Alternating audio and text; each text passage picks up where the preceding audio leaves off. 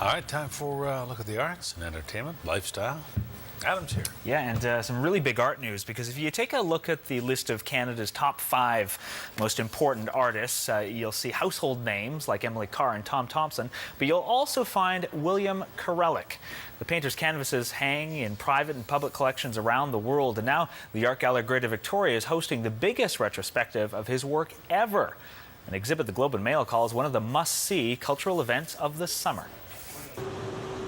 He lures us in with the beauty of the paintings. They're wonderful, they're detailed, the bright colors, and then he hits us with a bit of a message about being a good person. And he'll show a scene of a farmer in a field, very proud, and then he'll put a mushroom cloud in the background to kind of say, just when you think you're getting comfortable, the end is near, so it's time to be a good person.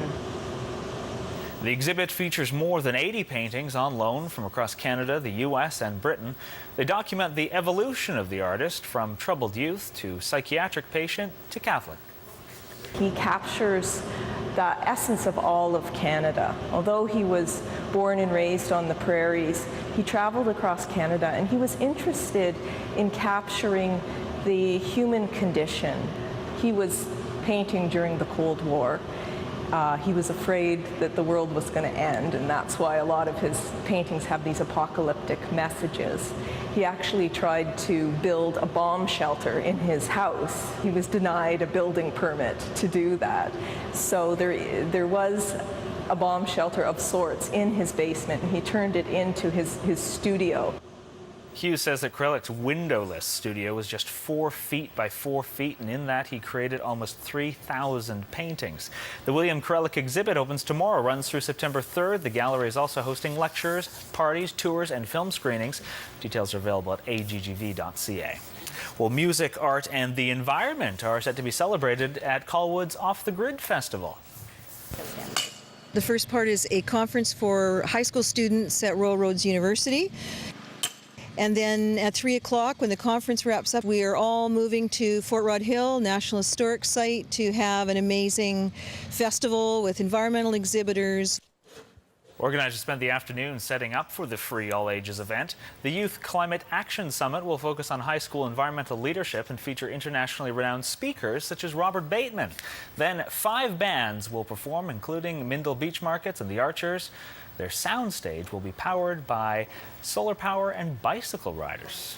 The message is that youth care about the future of this planet, and youth are leading us into the future and a sustainable future. The Off the Grid Music and Art Festival is tomorrow at Fort Rod Hill and Royal Roads University. Details available at offthegridfestival.ca. And finally tonight, radio program directors across Vancouver Island have been poring over the numbers today, the all-important spring ratings, or the book as it's known.